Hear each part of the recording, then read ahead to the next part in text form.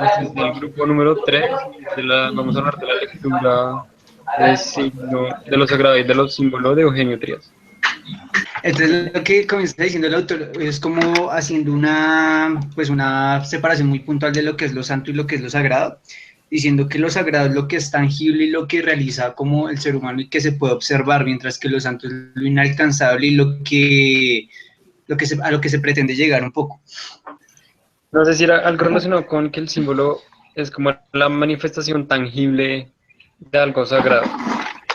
Sí, recuerde que el símbolo, el man lo define como dos componentes que son divididos en una pieza que es dividida en dos componentes, que no puede, o sea, como que uno no tiene sentido sin la otra. Una es una parte del Ah, sí. componente simbolizante y el componente simbolizado.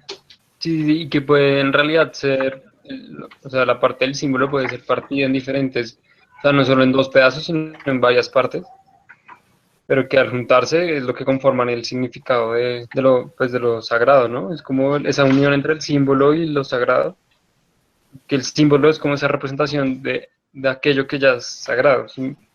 Es un poco lo que yo entendí. Yo lo que entendí es que el símbolo era más como algo, sí, o sea, representación, pero algo material. Y pues todo el texto habla de unas categorías que en resumidas cuentas son o sea, la materia, el cosmos, la relación presencial y la comunicación verbal. Sí, lo que el man decía de eso era que, digamos, el componente, creo que era el simbolizante, tenía que tener como dos categorías, pues la parte simbolizante era la parte del soporte físico que tenía que existir, o si no, no se le hallaba el sentido, y la parte del cosmos, que es como lo de la delimitación, y el tipo habla, digamos, que hay dos tipos de delimitación, tanto temporal como espacial. Entonces, de temporal, el man comienza a hablar que son las fiestas, o sea, está representado en fiestas, mientras que la representación espacial como tal es el templo. Y pues me parece que la definición que da el man es muy interesante porque el man lo habla como un puente entre lo material, por decirlo así, entre lo mortal y lo divino. Por ejemplo, circulan como una serie de elementos que hacen que el símbolo cobre sentido. Por ejemplo, de lo divino a lo material, se puede encontrar como los beneficios, los castigos y todo esto, mientras que lo material y lo divino están lo que son los sacrificios, las ofrendas y como todo esto que se traduce en ritos, ¿no?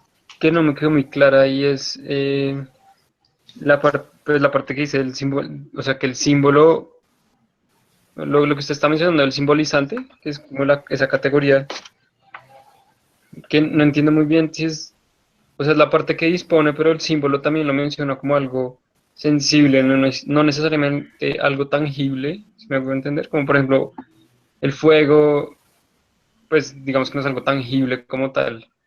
Es que, digamos, el man dice que hay elementos físicos que pueden ser, digamos, que no tienen un significado como común, ¿sí? Digamos que pueden variar según las culturas y eso. Entonces, por ejemplo, que el símbolo del fuego no va a ser lo mismo para todo el mundo, porque mientras para algunos es purificador y es fuego puro, para otros significa destrucción y todo eso. Entonces creo que es como a eso a lo que se refiere el man cuando dice como que de pronto el significado del símbolo no es algo estático de pronto. O sea, es algo subjetivo en realidad, pues de cierta manera. Uh -huh. Ay, me acuerdo una parte de lo que mencionaba antes de la unión de las partes.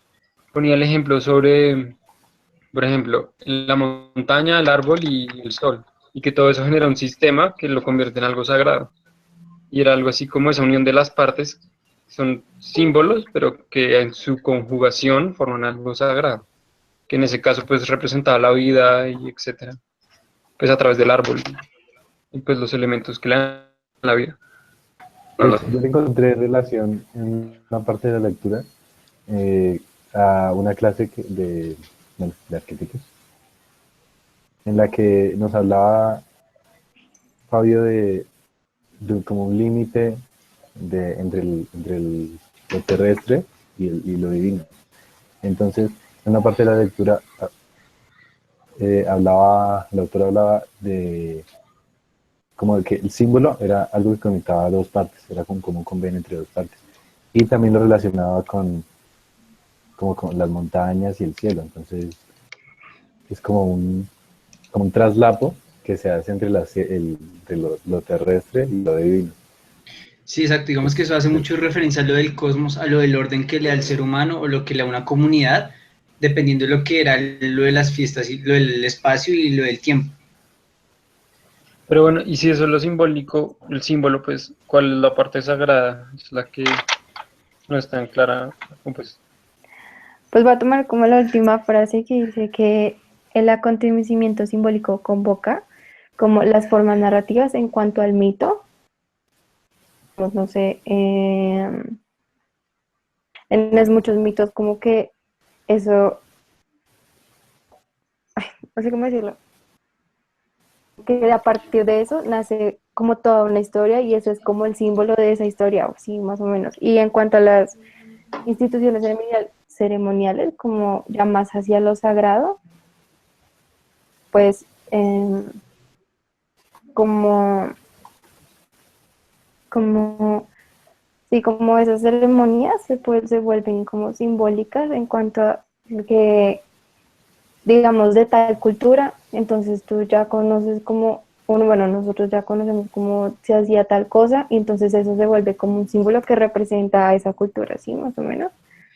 Sí, ahí lo interesante es ver cómo, digamos, el ritual sería como la narrativa que hay detrás de como de la comunicación con lo divino, y cómo también existen las danzas y los sacrificios como la parte, digamos, objetual de la cosa, como está la parte física y está la parte sagrada, que es lo que tú dices, que es como la institución, y cómo estas dos se unen para crear como lo que hay detrás de eso.